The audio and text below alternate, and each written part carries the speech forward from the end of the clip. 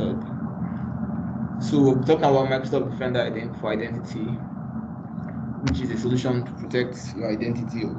This solution was formerly known as Azure Advanced Threat Protection, Azure ATP. So some of you might already be familiar with Azure ATP or Azure ATA. So basically, the version this has gone through is from ATA to ATP and now to Microsoft Defender for Identity.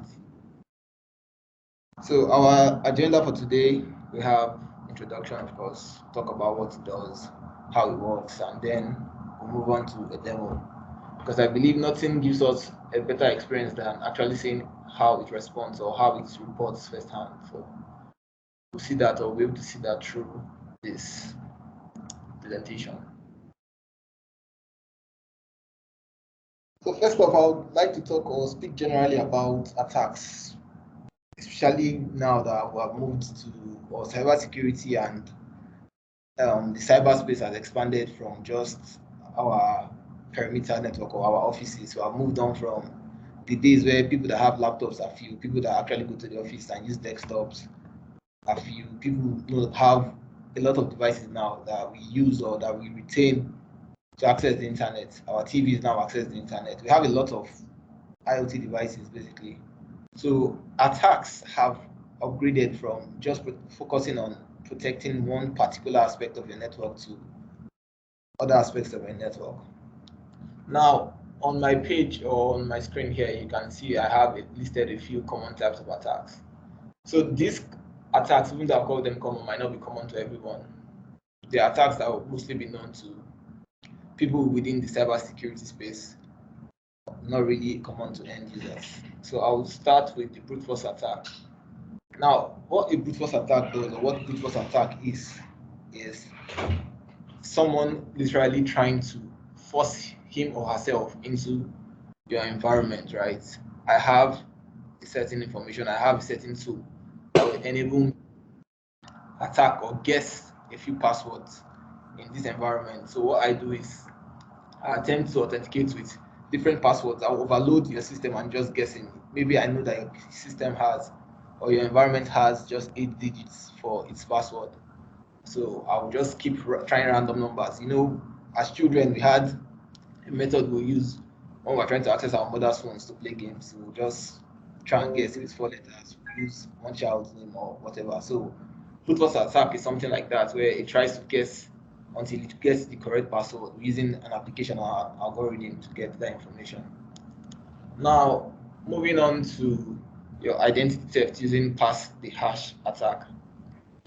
Now, pass the hash attack basically speaks of the hash of our password. So our passwords or our identity solutions mostly protect our, let me just change this to slideshow. So most of our organizations, we have identity solutions that actually try to protect our identity or protect our end users. Now, that being said, we know how, like I already spoke about technology progressing. So there are some old technology or old methods of authentication that still, even though they were secure back then, right now, they're not as secure as they used to be. So attackers have grown smarter as technology has grown smarter. So with old technology, like legacy authentication and still like the MTLM1 authentication or protection, attackers are now able to get the hash of a password. Now, the hash of a password is like the encryption of a password. It's not your password in plain text, but it's jumbled or it can be seen as your password. It's like writing your password in another language. That's what the hash of a password basically is. So attackers have a method of now, instead of accessing or gaining your password because they might not be able to see it in plain text, to be able to gain the hash of that password and still use that password to authenticate like you and log into another computer or gain access to another computer. So that's the funny thing about attacks, or that's the method attackers use. They have ways of bypassing security. Now we talk of pass the ticket attack. Okay. Now, when we hear tickets, people might be confused. Now, what a ticket basically is, or what this ticket is talking about, is your authentication process.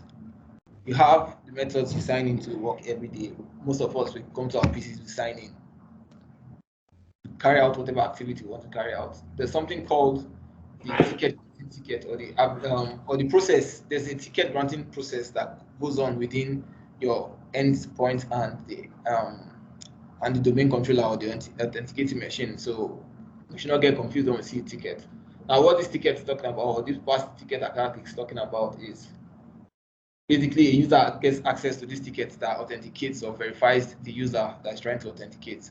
Now, with that, he's able to use this Kerberos ticket to access or to gain access to other computers on your network. So he's representing you, or he's acting like you are the person without getting your password, but having the ticket that's already been granted to your computer, to your user, using this to access other computers on your network. Now, talk about the Kerberos gold ticket activity. Now, this is like the name or golden ticket activity, like the name already specifies. It's golden. So, not to go into too much technical details, your Active Directory or your domain admin account, you have something called the Kerberos ticket granting ticket account. So this account is responsible for the authentication process that I explained earlier, where your user tries to authenticate, he requests for a ticket, the ticket is sent back to him, and the whole process, like 6 stages, and then you get authorization. Now, he gets a hold of this attack or a hold of this account. If an attacker should be able to gain access to a domain admin and get a hold of your Kerberos ticket granting attack, that's where an attacker is able to exert something called like domain dominance or persistence, because I actually have the key, or I hold the owner that actually authorizes people, right? I have the access to the account that says, yes, you can do this, yes, you can do this. Basically, God in the environment, or my powers are limitless. So this is a very severe case when an attacker gets access to the Kerberos ticket granting ticket account. Now, with this, I can basically even I can have access to all other users because I'm the one authorizing everybody in your environment. I can now allow anybody or create a fake account for myself and do whatever I want to do. Basically, like the explanation already says, it maintains persistency in your network because I have limited or unlimited power. Now, moving on to encryption downgrade activity, of course, if I have access to your environment, or I can have access to a credential that has domain rights or admin rights, I can then start to reduce your security just to be able to exploit my attack. Because we know the way attackers work, right? We have an access point. I enter through a user that's just a common user. It's not even a local admin on this PC. I try my best I try as much as possible to see if I can gain access to another computer or see the accounts that are on that PC, if I can get their hash of their passwords, which of them is a sensitive account. And like that, with that, I'll be able to gain access to someone with enough privilege. After doing that, I'll be able now to basically escalate or carry out more administrative privileges and now downgrade the encryption, make sure the security is down, try and access the firewall or create loopholes in their security. So I can spread as wide as possible over your network. And that way it's harder for you to breach. An old reference in the Bible where it says if your hand will lead you to sin, you can cut it off. If an attacker is just on one system, you can easily carry that system to a sandbox environment or take that system off your network and you're fine. But if he has plugged into your main servers, he has plugged into some endpoint machine, it's hard for you to remove that from your network. So encryption with downgrade activity is also good for users that want to maybe steal information. Now, recognizance, of course, is where an attacker tries to get usernames, get the domain DNS in your environment. So when an attacker tries to get all this information in your environment, like the name implies recognizance, he now knows where to attack or which are sensitive servers. He knows your DNS server. He can easily choose that your DNS server for it, like a DDoS attack. He knows your domain controller, knows where to access your user's identity, your passwords are stored. He knows the file server where information is kept. He can easily access that and steal that information which he requires. Now, I spoke earlier about the progress or the anatomy of an attack. So the good thing about Microsoft, or the good thing about security generally, is that security is not one place. We already know about email security. We have had a lot of webinars on that. On our Tuesday Tech Talk security, we have had endpoint security. We've had even online and on-premise. We've had antivirus like McAfee's discussed and so forth. So we know that security is not just one place. Although today we'll be focusing on Microsoft Defender for Identity, but I would just like to talk a little bit about general security. So, for instance, this anatomy of an attack depicts a zero-day attack or a brute force attack.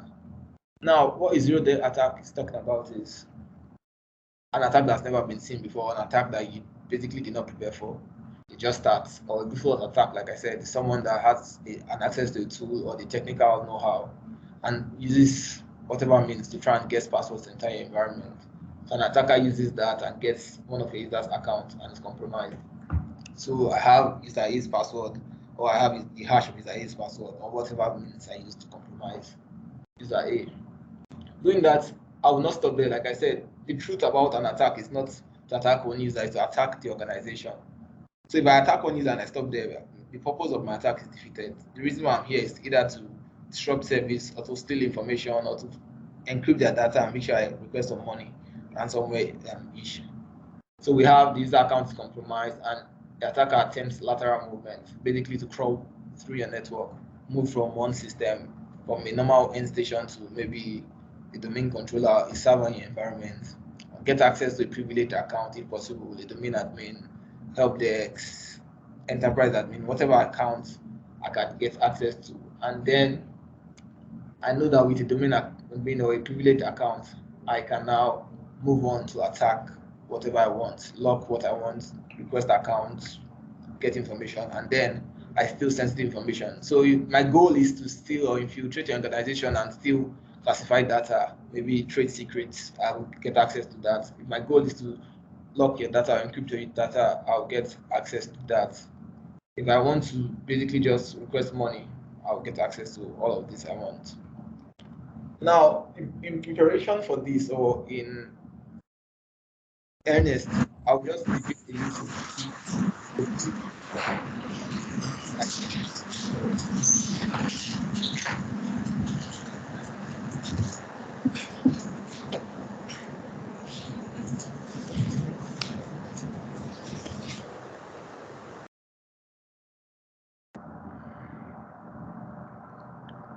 Okay, so most of us already have access to these now environments, depending on the license or the license we do not have.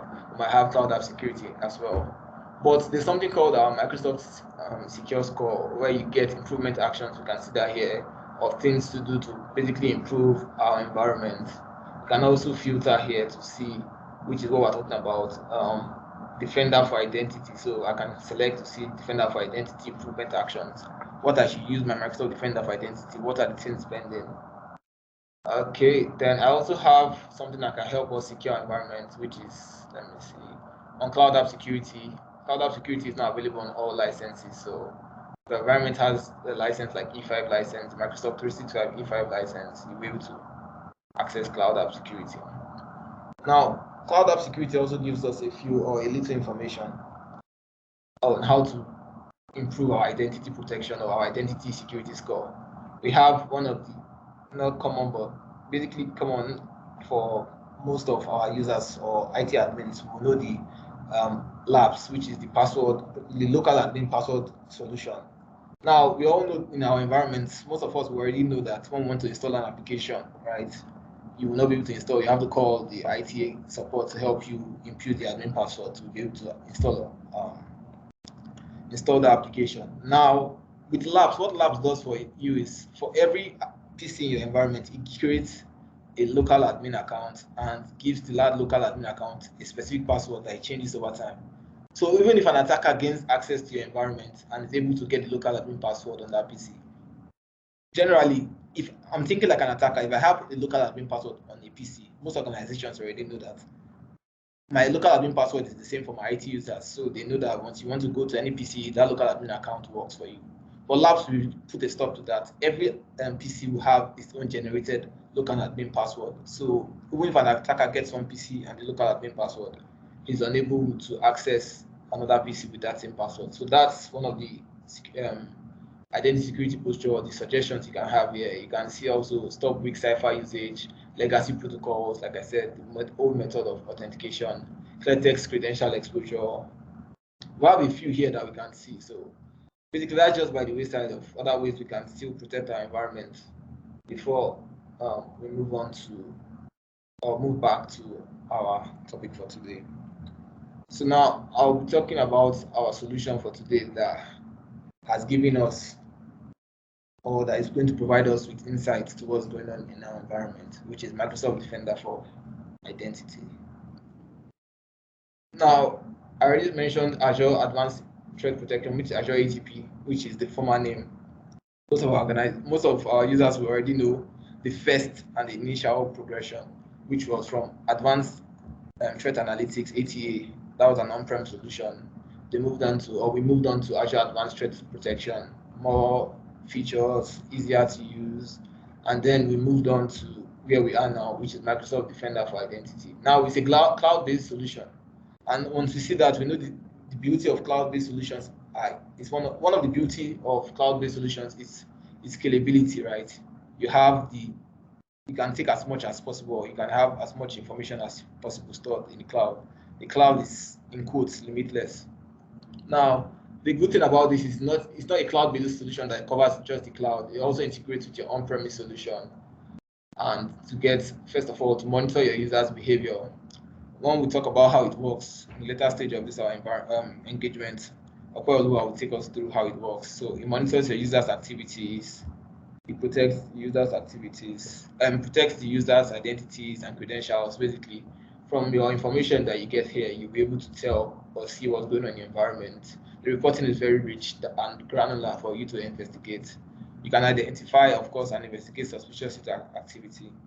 What Microsoft Defender for Identity gives you is end-to-end reporting. So you are able to see from where this attack started to where this attack stops. So you're not just blindsided to see the attack from the middle or to know where it started from, but you don't know how it progressed or the progression which this attack has taken.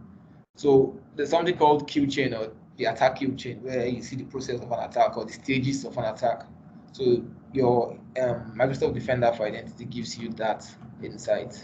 Now, of course, I already spoke about the clear information that's gotten from the rich reporting. Now, that being said, or that being an overview of my Defender for Identity, I'll just talk about a few of its components. Now, currently the service runs in US, Europe, Asia. For those of us in Africa, we have most of our tenants hosted in Europe, so that's fine. Now, you have two components of the Microsoft Defender for Identity. You have the Defender for Identity portal, formerly known as the Azure ATP portal, and you have the sensor. Now, what the Defender for Identity portal does for you is when you're installing, or when you install it, you're able to create a Defender for Identity instance. It's more like creating a console or having your first management console for your environment. I install it, I sign it, and do other configurations. I integrate with other Microsoft security services. Of course, it being a cloud solution, it can work with other cloud solutions as well. We talk about the managed Defender for Identity sensor configuration and settings. When we're walking through the portal, or when we see how the portal works, we get to see a few of the information required or the information displayed on the screen. Because you can view the data of your sensors to know what's going wrong, which sensor is still up. We have multiple domain controllers, which one is working, which one is not working. We have monitor suspected activity, of course, configure email notification. We'll also see a few of that. Now, we'll talk about the Defender for Identity sensor. So what the sensor does, like a sensor, is to relay message back to my portal or to relay message back to where this information can be seen. So it basically gets information from my environment and hence relays it back to my portal, and I can see the activities of my environment. I can read whatever I seem to be insecure or whatever activity seems to be suspicious. The sensor is the one that taps into my environment or reads network or traffic on my environment and gives me that information. Now, there's also some things that really might not be on my slide, like you have the domain synchronizer. How it works is you have sensors installed on, maybe you have multiple domain controllers and you have sensors installed on them. One of your domain controllers is specified or is taken as, or is chosen as your main or as the synchronizer. That's what I'll call it, right? That account or that domain synchronizer is what, or where primarily your ATP or your Defender for Identity gets its information from. ATP also, just a few fun facts, is also smart enough to know when your domain controller or maybe the resource or the server where you have installed it on is going through a little compute issues. Maybe you require more resources on that PC or on that domain controller. The sensors basically shut themselves down, and then you are able to use or gain more compute power for that server. And when it's back, the sensors turn themselves back on, and you're able to continue monitoring. Now, all that being said about the licensing, I already spoke about licensing that will be required to get this information, which is your AMS as an add-on, or you have a license like an E5 license that gives you or affords you this ability. You also have the requirements for this solution. For every Microsoft solution, or for every Microsoft, for any, not just Microsoft, for any vendor that has all of these solutions that they provide to you, Windows 10, you have your MacBook, you have some applications like maybe games, which is the most common to most of us. We have games. Those days when you want to install a game on your PC, you see the hardware requirements. Because if you don't have 4 gig RAM, you don't have storage space, 30 gig, you will not be able to install the game. So these are a few of the requirements for the Microsoft Defender for Identity installation.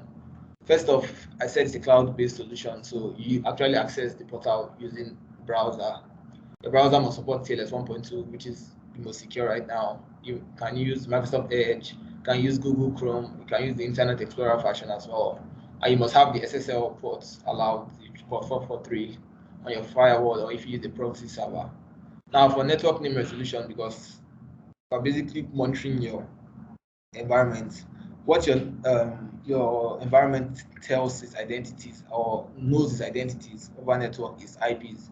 But we want to be able to resolve these IPs to names, your DNS function, basically. So for the network name resolution, you need these ports open as well to make sure the investigation can go not just through IPs but through computer names. Now for supported operating systems, I don't think anyone should still have stuff and 8R2 in the environment, but for those that have, that's where it starts from. You can still install your Microsoft Defender for Identity on the stock and 8R2 server. You have the Windows Server 2012 as well, 2012 R2, 2016, and 2019. So for some of these, there are some extra information that might be required as well. Maybe you have a core server instead of a desktop experience. Those are just by the wayside. You can also verify which is allowed. Now you have the hardware requirements as well, which is the ATP sensor. You must have minimum of 2 cores and a 6 gig RAM to ensure that it has smooth running. So that's a few things or a few requirements needed for you to run your Microsoft Defender for Identity. Now, most of us will also want to have an assessment of our environment. It's our first time of having this deployed environment. We want to know if you can just use what. We don't want to use this kind of server do we need, or what kind of capacity planning can we go on. Microsoft also provides us with a sizing tool that helps you assess your environment to know how and what plans to take before you deploy such a tool in your environment. So they have made things easy as well. So for those that want to adopt this solution, you already have a sizing tool that makes your capacity planning easier. So that being said, we'll be moving on to how it works, and I will hand over to Ope Oluwa here, so she can take us through how it works and then the demo.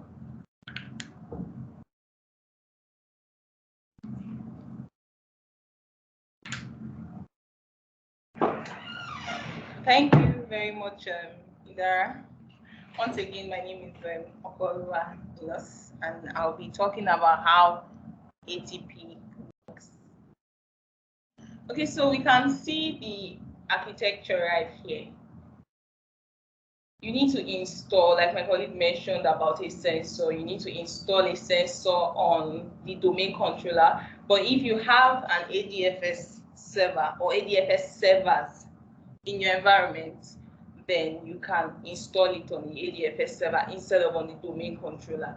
We all know that the domain controller is responsible for authentication and authorization of users and objects. So what the ATP does, sorry for calling it ATP. What the Microsoft Defender for Identity does is that it monitors and collects packets that are coming from the domain controller.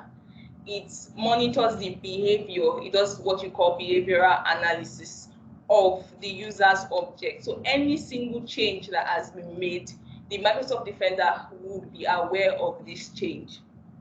Microsoft Defender for Identity will be aware of this change. So for example, let me give you an example. We have user A. User A comes to the office 8 a.m. to 5 p.m. every single day, and then he signs into his user A machine. He has been doing this for the past 20 or 10 days, and all of a sudden user A decides to come and sign into user B's machine. It is going to flag it. So the Microsoft Defender is going to see this and send a notification that, is it really user A that is trying to sign into user B? Because we all know that user A has not signed into user B for the past 10 days. He has been signing into only his machine. So the Microsoft Defender is going to flag this and then report it to the administrator. And then you can decide to also view your logs or whatever has been discovered from Microsoft Cloud App Security. So Microsoft Defender for Identity also integrates with Microsoft Cloud App Security. So you can drill down on Microsoft Defender to check for or investigate the issues or the anomalies in your environment, and then you can also check it on the Microsoft Cloud App Security. Microsoft Defender is a very vast tool. Like, you can integrate it with all your cloud solutions. So you're not just limited to your on-premise logs, or you're not limited to your on-premise solutions. You can also integrate it to your cloud solutions like your Azure Sentinel, or if you have a SIEM solution that you want to integrate it with to get more logs and information, you can integrate it. You are also going to get a mail notification, like I said, to the admins or whoever you specify to be getting the mail notification. Then you can also integrate it with your Microsoft Security Graph. We all know that Microsoft Security Graph allows you to connect your security solutions to Microsoft. So when you integrate your Microsoft Defender with your Cloud App Security, it allows Cloud App Security to see on-premise logs or on-premise information that it wouldn't have seen before. So it gives Cloud App Security the opportunity to see that information. So that is how the Microsoft Defender for Identity works. That's the architecture. Allows you to detect suspicious activities and anomalies in your environment. So these are some of the capabilities of Microsoft Defender for Identity. So Microsoft Defender, like my colleague has mentioned, different types of threats. Now, Microsoft Defender for Identity allows you to identify these threats. So if, for instance, you know the pass the ticket, he has explained it, the pass the hash, the horizontal and vertical brute force attack. Maybe an attacker is trying to initiate the pass the hash technique and get the hash of a computer so that he can access it from another computer. So if this is being done, if this process is being done, the Microsoft Defender immediately identifies it because it's something that has not gone on in your environment before. I want you to also note that it takes 30 days to get a full assessment of your environment. So once you have installed the sensor, it takes 30 days. That doesn't mean that in that 30 days, it won't discover an anomaly.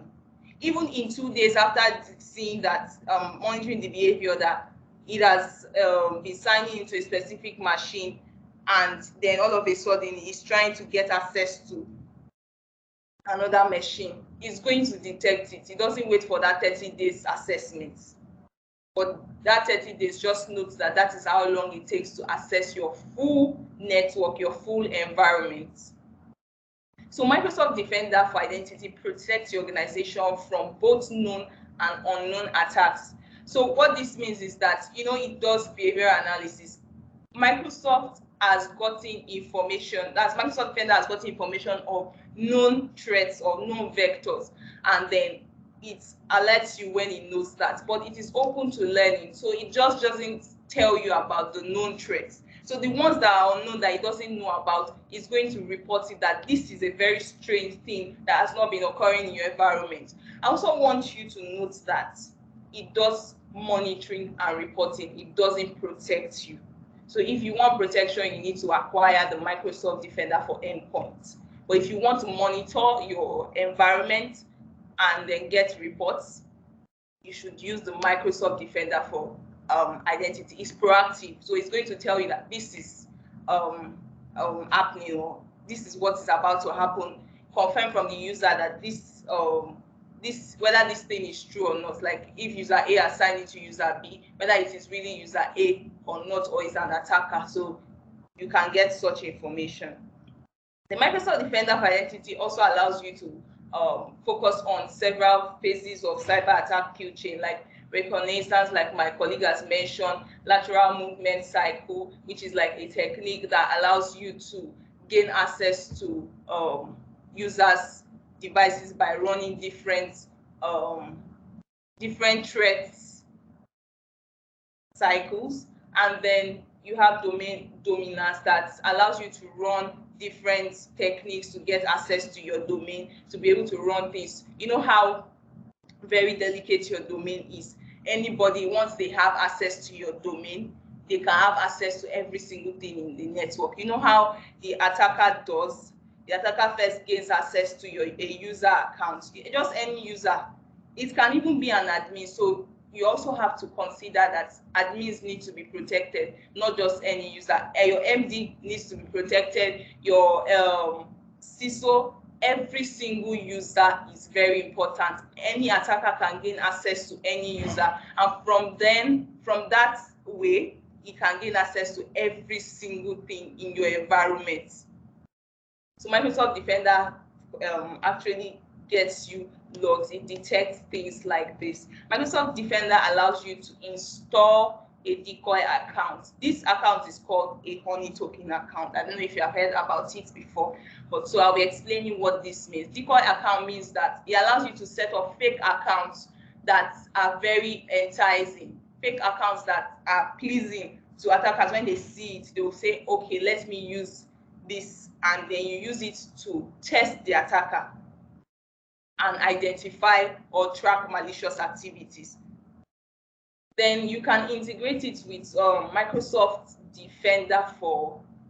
You can integrate Microsoft Defender for Identity with multiple solutions, like I mentioned, different cloud solutions or different security solutions. They don't have to be Microsoft third-party solutions. You can integrate it with Microsoft Defender for Identity. Now, there's an on-premise solution that does a similar thing to Microsoft Identity for Microsoft Defender for Identity.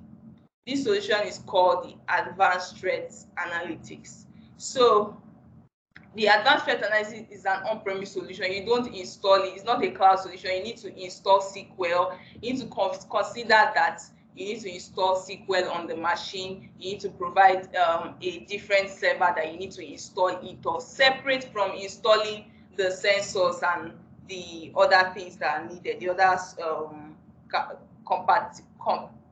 capabilities. So the Advanced Threat Analytics only monitors the on-premise environment. So you cannot monitor your cloud environment. That is where Microsoft Defender for Identity comes. They practically do the same thing, but Microsoft Defender for Identity offers more features. You can manage your on-premise and cloud solutions together. You don't need to set up multiple servers for you to access it or administer it. All you need to do is install the sensor on the AD or the ADFS server. So that's all you need to do. Like I said, you can. So it's supported for multi-forest. So if you have different forests, you can use it. It also does what you call security posture assessment. So once it has gained access to your Active Directory and monitors it, it will tell you where exactly you are and provide recommendations on how you can solve this issue, but it will not actually solve the issue for you. It is a monitoring and reporting solution. So that is the difference between ATA and Microsoft Defender for Identity. So for organizations that are using really on-premise solutions, they don't have anything in the cloud. They have never set up cloud solutions before. They have not integrated cloud solutions with their on-premise solutions. They can just use the Advanced Threat Analytics. But for organizations that have combined the two of them together, they have a hybrid in their environments. hybrid setup in their environment, which means they are using the cloud, both the cloud and on-premise solution, then they should go for Microsoft Defender for identity. So I'm going to show you a demo on how to set it up, or how to sorry, please hold on.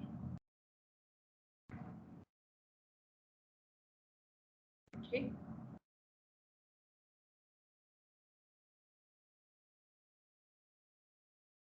Sorry, I'm trying to set up the lab, so I'm going to show you a short demo. ATP.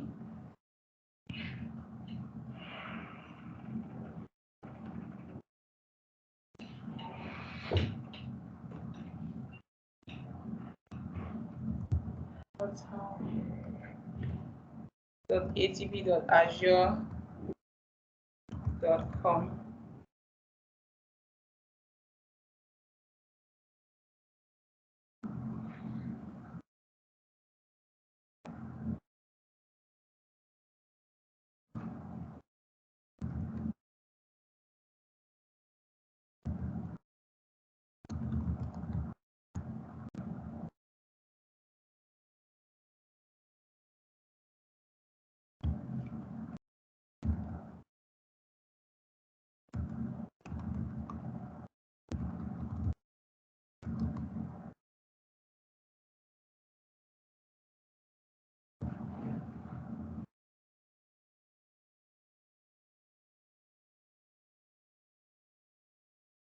Okay, so the process is, once you have set this up in your environment and you sign in with your portal to your portal.atp.azure.com, it's going to ask you to put your domain name. You put your domain name. It's also going to ask you to download the sensor. But I have already installed the sensor, and you see it here. It's actually a very straightforward thing. It's not something that you need to learn something about, or all you need to do is come here and download it. So when you are installing it, you just need to put this access key. So the installation will bring up, once you click on the installation, it's going to bring up this access key for you to put in. Once you put in the access key, it's going to install and appear here. Currently, I have a sensor installed on my domain controller, and it is running. That is where ATP is getting the information about my environment from. So here you can schedule reports. You can choose to say who you want the reports to be going to, or the alerts to be going to.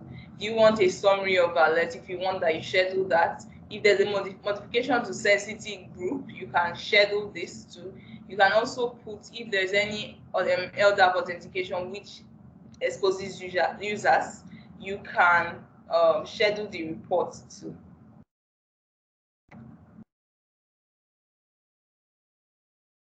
Okay, so this is where I'm talking about decoy accounts. So you set up decoy accounts, they are called honey token accounts, and you add them here. Once you add them here, the attackers will just use that account. Make it something that you know is very easy for attackers to feel like they can gain access to. So you create it here. Now I'm going to show you a bit of simulation from the user side. Let me open command prompt, cmd. Okay, so this is a user called Jeff, and now I'm trying to get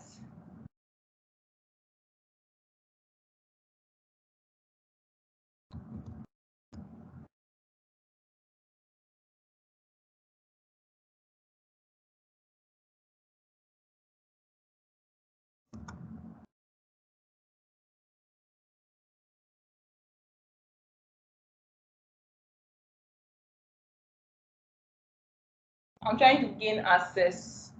I want to get information from the domain controller. So my domain controller is WS2012. and my domain is, sorry.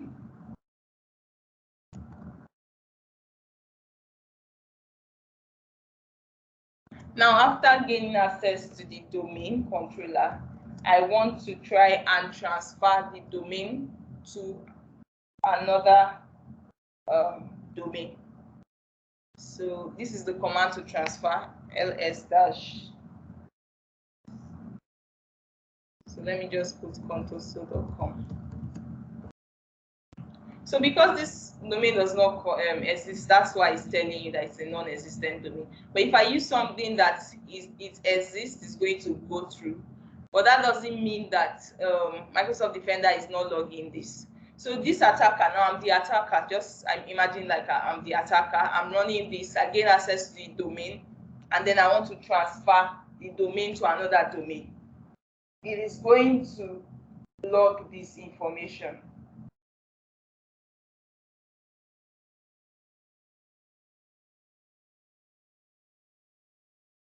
Now, that's not the only information I want to get. So this attack I'm actually doing is called reconnaissance. So I also want to get the list of, sorry.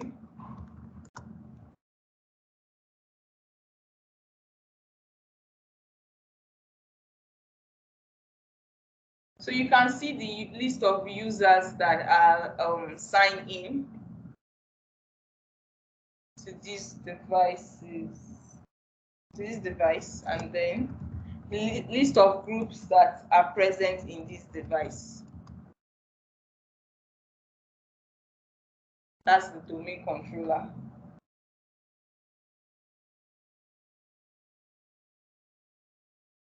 You can also get the list of domain admin, not just domain admin now. I can get the list of enterprise admin. Once I find the group, I can get who are the users that are under these groups. So, okay, let's see users that are under enterprise admin.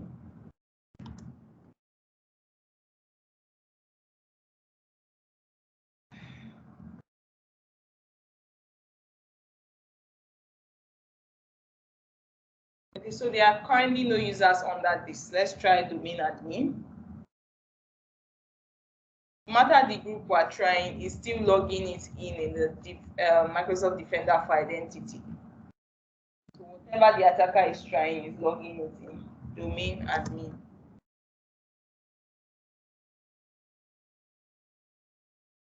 Okay, so you can see that Samira is part of the domain admin. Oh, I made a mistake. Okay. Okay, there's a member of enterprise admin. There's King. There's Samira under domain admin and King. So those two users, they have access to the domain, every single thing they can perform. Now that the attacker has gotten access to what domain admins, he can also gain access by getting the password from there. Go for that, getting the password. Once he gets the password, that means there's nothing you can do again in your domain. If you have not already put some preventive methods, once they gain access, then they can perform any other thing. They can lock users out. They can perform things just to gain, to destroy your domain or to gain access to your files or to request for a ransom. So just like that, me as an attacker, I have gained access to your organization. Now I'm going to show you that it has been logged on Microsoft Defender.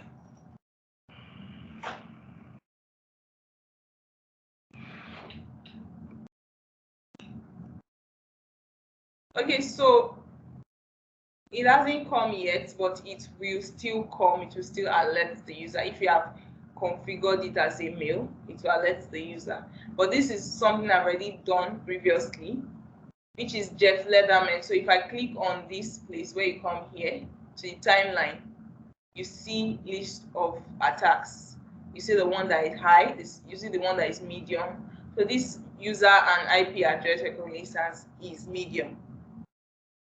So you click on it. Now you want to drill down to know what happened, what went wrong. Jeff Lederman signed into this Windows 10 machine. And once he signed into the Windows 10 machine, he performed some task. He used a particular technique to gain access to the domain controller. You see that information. So if you now click on Jeff Lederman, you can see a list of activities done by him. So his credentials were validated. He was authenticated on this PC. He logged on to this Windows 10 machine. He now enumerated all users. He gained access to, or he got a list of users in the domain. He got a list of users in the groups. So that's what this means. After that, he queried the domain admins. He got a list of domain admins. He got a list of enterprise admins in the domain after gaining access to the domain name and domain controller.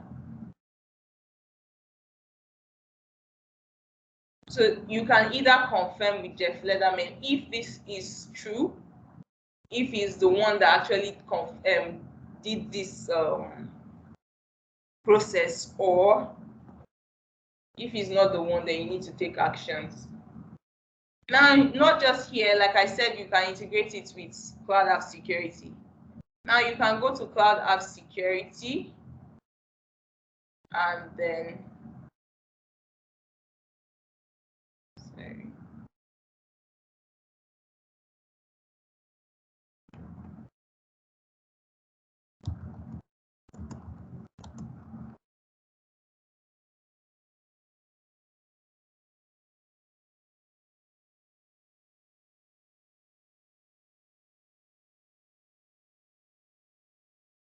Sorry.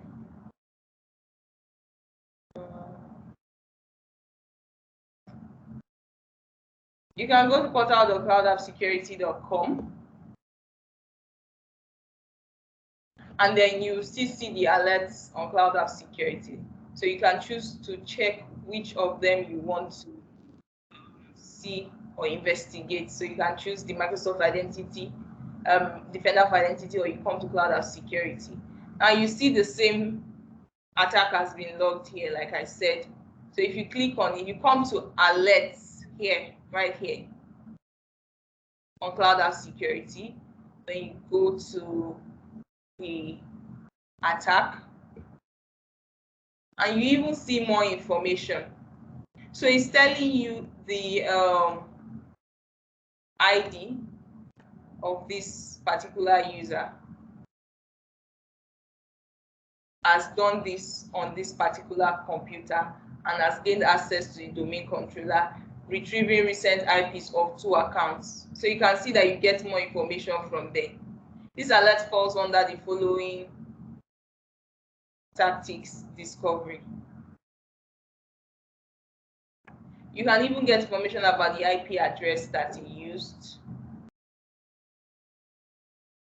Now, if Cloud App Security is not already integrated with your Microsoft Defender for Identity, you come to this icon that looks like settings, like a tire icon, and click on it and go to settings.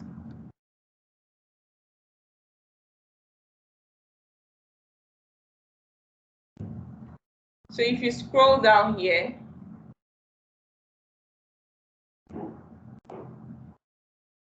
under the threat protection, you see Microsoft Defender for Identity. Now, if you don't want to integrate them, you can choose to put it off.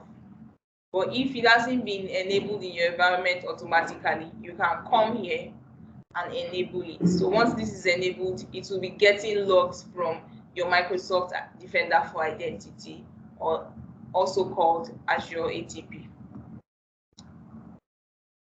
So that brings us to the end of this presentation. I would have done more simulations, but due to no time, I can't continue. So if you have any questions, please feel free to ask. Thank you. All right, thank you so much, Apollo. I mean, that was a really insightful and very enlightening session. I mean, you yourself and Ida has done, I mean, a lot. I mean, within a short amount of time, you provided us several insights, concerning how this identity can help us to track malicious activities within, our environment, and how, it protects our organizations, how it helps us focus on several phases of the cyber attack and kill chain, and also install decoy accounts. I mean, that was really, really enlightening, and well, it's a time well spent. So, like you said, if there are any questions, we'd like to take them now. So, are there any questions coming from our audience? Any question at all relating to the topic? We'll be sure to attend to them promptly. So I'm also going through the chat window as well to look out for questions. So should in case you're in a location you probably can't unmute yourself, you could as well take advantage of the chat window to ask your questions, and we'll just read them out here and you'd have your feedback. All right, I'm just trying to buy some time for us. So it's a question and answer time.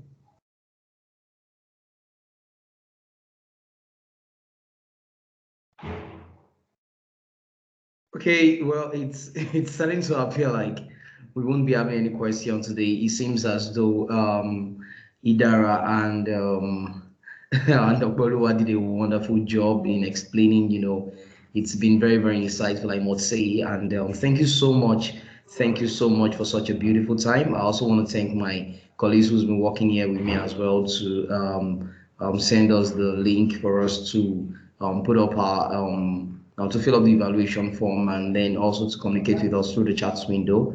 And that's Michael Adilaja. Thank you so much, everyone, for the time. And we're looking forward to having you as well come Tuesday on our next Tech Talk series on tech security. And we're looking forward to hosting you and to having you around to come learn, and also to, join us as we keep discovering new insights, as to how to keep our organizations, our workplaces, and individuals, safe and security compliant. So thank you so much. And then remember to follow us on all our social media channels, particularly on YouTube as well, knowing the fact that we upload most of the sessions on YouTube, all the sessions, sorry, on YouTube. You can get to free access, free content, free resources, on tech security webinars we've had in the past. I mean, and you find them very, very insightful and valuable. So thank you so much once again for the time. So to meet again next 2 weeks from now, meet again. So thank you very much. All right, goodbye everyone, and do have a lovely evening.